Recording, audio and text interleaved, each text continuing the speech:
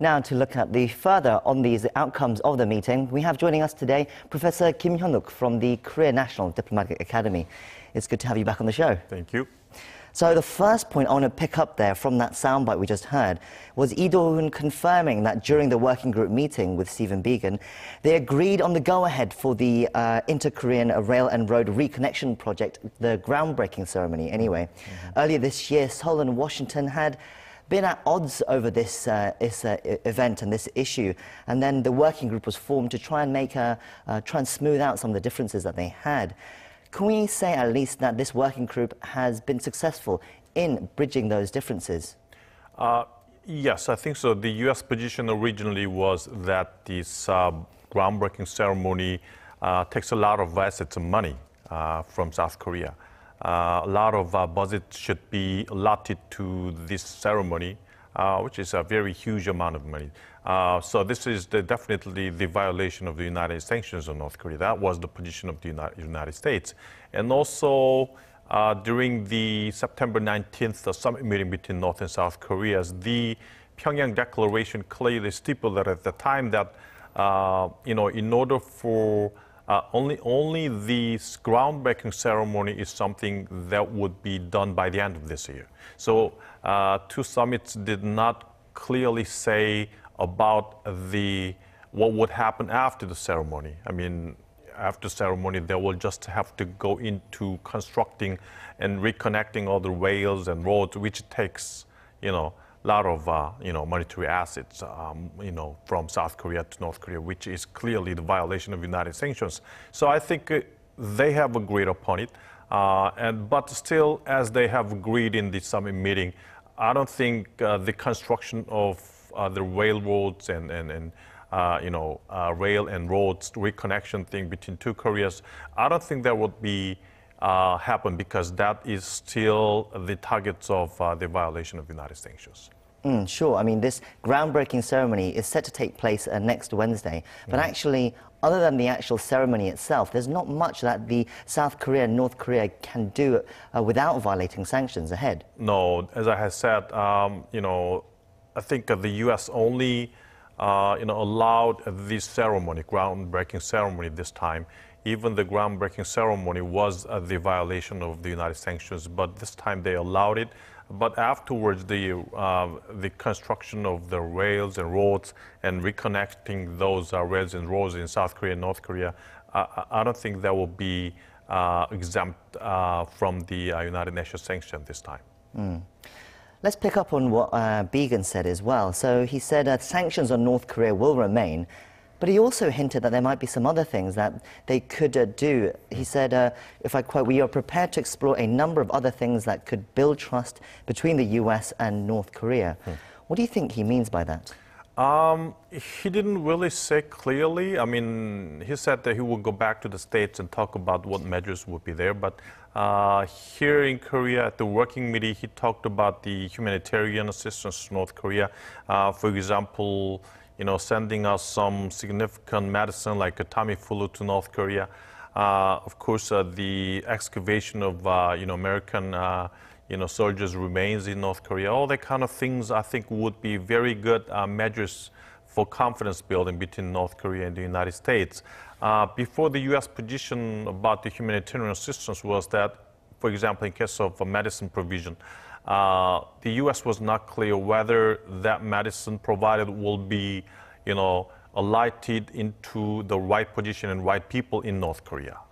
There was suspicion that North Korea uses that kind of medicine for the humanitarian assistance to go out and sell somewhere else for another, monetary, source. So U.S. did not allow the humanitarian assistance, but I think this time the U.S. seriously wants to have a summit meeting, and in order for that, there should be some talks, high-level talks, but talks are not going on very well. So very important incentives the U.S. is giving to North Korea, which is one of the implications that if North Korea does something, initial steps, U.S. also will be willing to lift some initial sanctions. That's kind of implications of this kind of humanitarian assistance. But we'll see how it goes. But it's very meaningful. economic sanctions, they've kept saying will stay in place, but he's also stressed very much that humanitarian aid is not actually part of the international sanctions. So he's saying they'll make it easier to give humanitarian aid to North Korea. Is this some sort of carrot that Biegun is offering to North Korea? And I think the important question is it enough for North Korea to take it, to come back to denuclearization talks? For now, it's not enough, because U.S. and North Korean positions towards each other is very much contrary to each other. I mean, North Korea is saying that North Korea has done enough of, denuclearization process, destroying a lot of test sites and, launch sites. So it's now turn of the United States to do something, for example, lifting sanctions on North Korea. But the U.S. says that there has not been any serious move to denuclearize North Korea. So North Korea has to do something, some serious initial steps to denuclearize North Korea, so that U.S. would lift some initial sanctions for North Korea. So there is a very contrasting attitude towards each other.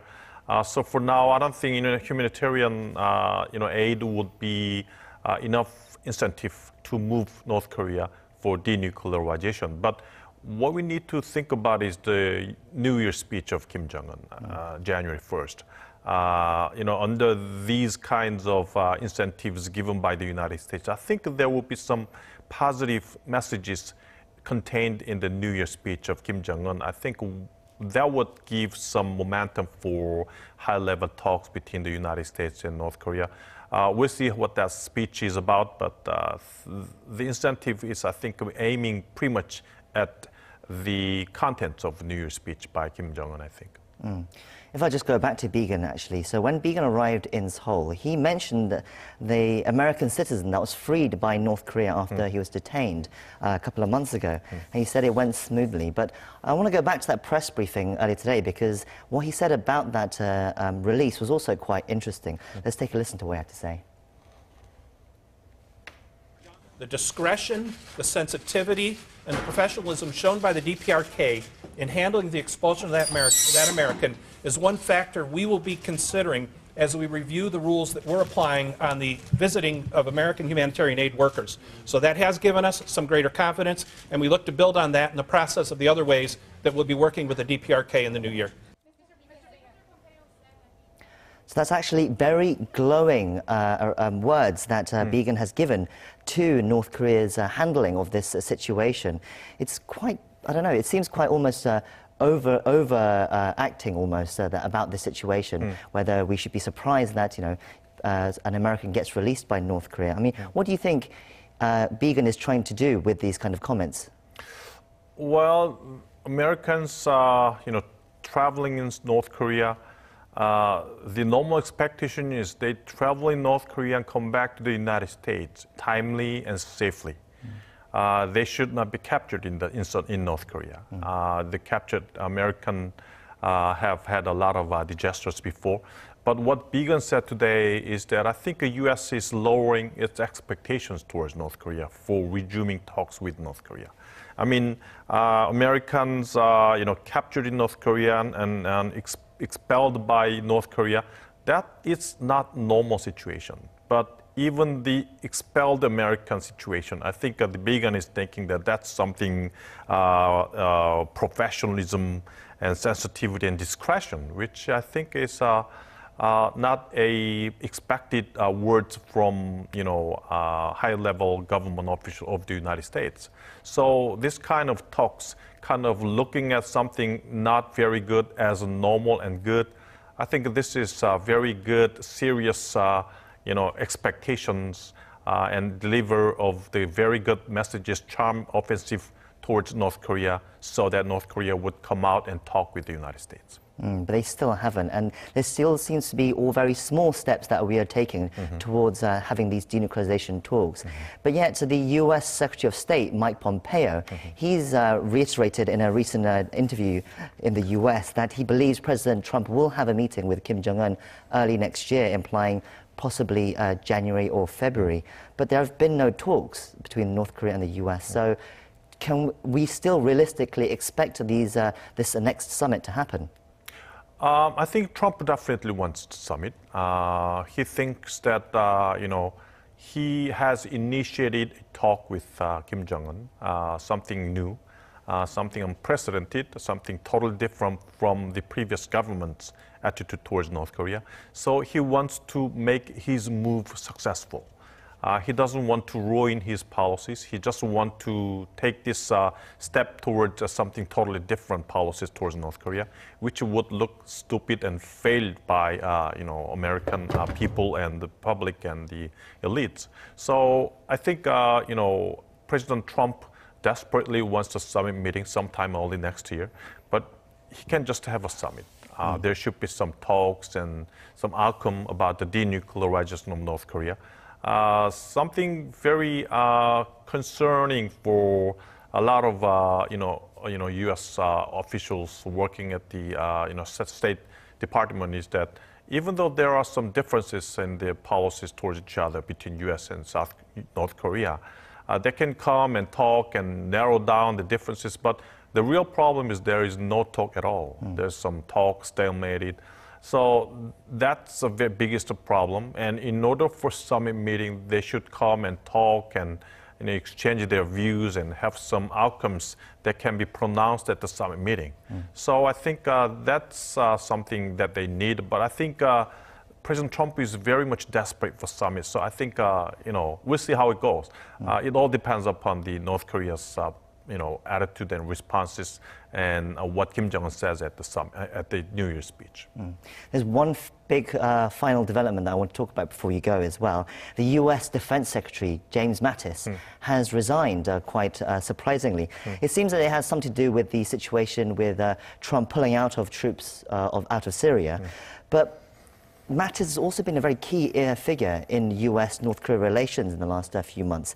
And if you read some stories about Trump, Mattis was a very key figure in reining in Trump on his perhaps belligerent tendencies. I mean, what do you make of Mattis' resignation, especially in light of the situation with North Korea? And do you have any concerns? Yeah, you're right. The Secretary Mattis is, I think, the only person left in the cabinet that can, soothe down, President Trump's temper, I think.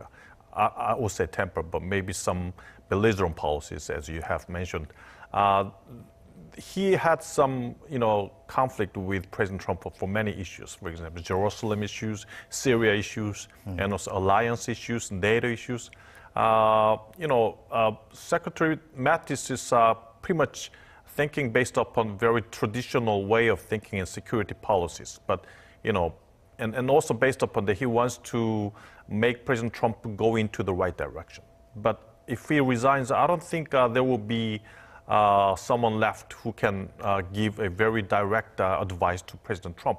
And also next year, the domestic political situation with Democrats being the majority in the Congress, there will be a lot of pressures by Democrats on President Trump. And I don't know if Kim Jong-un stays put and does not really be serious about denuclearizing itself, I'm not sure what President Trump's policy would be. I mean, he will be really crazy and angry about North Korea. His domestic political situations might take a very different policies and steps on North Korea. That's something I'm worrying about. And also with with Secretary Mattis going out of his position, I'm not sure who can take the role of Secretary Mattis on President Trump. Well, let's hope Mike Pompeo can help keep Trump keep his cool. Anyway, we're out of time. So thank you for coming in today and, as always, sharing us your insights. Thank you very much.